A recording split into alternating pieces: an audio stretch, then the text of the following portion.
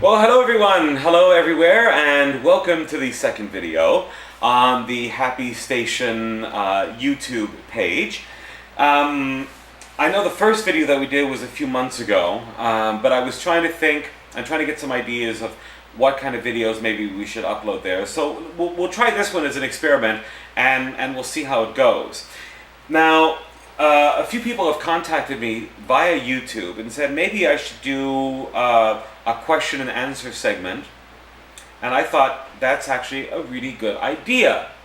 So we're going to do that. So hopefully twice a month after we're recording the Happy Stations for Thursday and Saturday and Sunday, small video. Now the studio that we're in right now with the white walls and everything else, it's old. We're sitting in the building of Taiwan Classical Music Radio in Taipei, and this room that we're in right now, this studio, was used in the 1970s and 80s for a 24-hour news channel, which has since moved location. And probably for about 20 years, this, what used to be a studio, was being used as a storage closet, but everything else was around. I mean, we have, this room here. Just to this side of me over here is the glass to the control room, and our next video we're going to do from that side, but today I thought we would do it here. Now if you're wondering what this is, yes, this is the microphone that we do the show with, but that's a little bit uninteresting. But like I said, I thought it would be a good idea that we respond maybe to some of the letters this way, and of course emails. Now there's one listener of ours by the name of Leonardo Santiago, who lives in Venezuela, and he has been doing some radio stuff for some other radio programs and recording pieces and things like that. He's a DXer, very young guy, very nice to talk to. Talked to him a few times online, and a few months ago he asked me the question how I record stuff and what format I use, and we talked about that. But then just 2 weeks ago there was an email that came in here from Pete Anderson in the United Kingdom, who wanted to know the same thing. Pete is from I believe Teddington, and he says he helps out at a local community station in the area where he lives, and he wants to know what I use for Happy Station if I'm recording an interview outside of the studio. Interesting question, and I think Leonardo might get a kick out of this as well. I use a number of different formats. So I'm the kind of person that when I buy something, I don't throw it away until it's dead, until it's not working anymore. And when I mean not working anymore, I mean can't even get fixed anymore. Now, before I show you what I use now, let me show you what I used over 20 years ago. Here it is. This is a Sony TCM5000 EV. I bought this in 1989. And this machine, which is actually older because I bought it secondhand, is probably 25 or 28 years old. Still works, and last year I actually had some parts replaced, and just recently I actually had the playback and recording head replaced for the first time ever. Now, believe it or not, I still use this. I know that sounds kind of like, oh, what? Guys still using tape? Yes, I still use it. Why?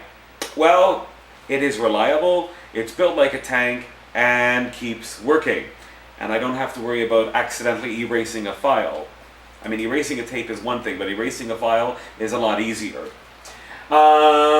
Then in the early 1990s, I moved to the digital age and bought this. This is the first generation of Sony mini disc players. It's a Sony, what's the number again? Here we go, MZ1. I bought this in 1992, still working, and I still use it. And actually I used it on last week's show for some music that I had that was on MD. And this one is actually one of my favorites because it's one of the few mini disc player recorders ever made that has optical in and optical out. So this one still works. Then, of course, in the late 1980s, I decided to upgrade to something a little bit smaller. And then I went on to this mini disc. Well, not this exact one that I'm holding right now. Since 1999, or 1998, I should be to be more precise, I've owned a total of 6 of these. Now, they record well, they sound great, but they're absolute rubbish, which is the reason why I've had 6 of them. They tend to break very easily, and I've dropped them the previous ones a few times, and they were like total toast. So I just ended up buying another one. I also have a DAT player. That's a digital audio tape player recorder, which I don't have with me right now. But I do have the microphones that I use for when I'm recording outside the studio. This is the one that I use most often. It's a Panasonic. It's telescopic, and omnidirectional mic. Not bad, except it's the kind of mic that's actually quite sensitive that if I hold it this way, a lot of distortion. You have to hold it at least a few meters away from the person you're talking to. The next one is this one right here, which is a Sony mic. That is the one that I use most often. And it's actually one of my favorites. I've had this one now for about 5 or 6 years and has served me quite well. Now, some of you are wondering, wait a second, the guy is recording on tape and recording on mini disc. Why isn't he using any of these solid state flash card recorders? Well, there's a few reasons for that. The first reason is I still don't trust them. For the good reason that I have used them before and I lost things. That was the major one. The second one is because they're so expensive, I'm afraid of losing it. Now, if you lose something as small as this, it doesn't really matter.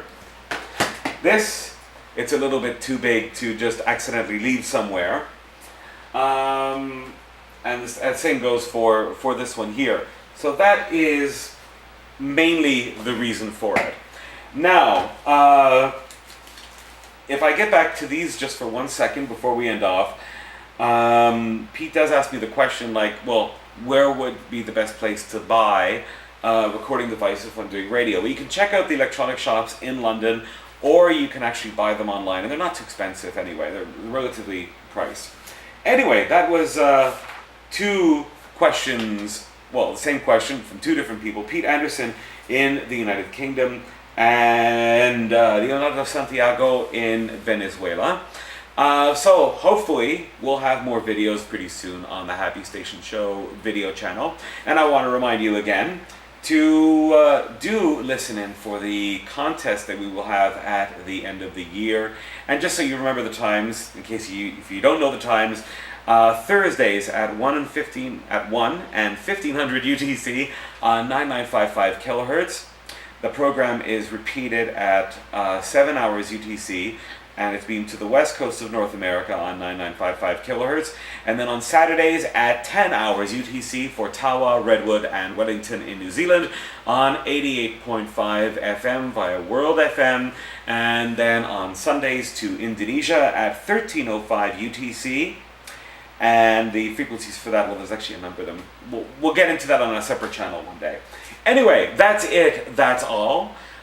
So stay tuned, and stay tuned to the Happy Station YouTube channel, because we'll have some more videos coming up very soon. So until then, oh, I'm not going to do it. I thought I would, I thought maybe I should end the way as I end the show with, but I'm not going to do that. All right, until next time, friends.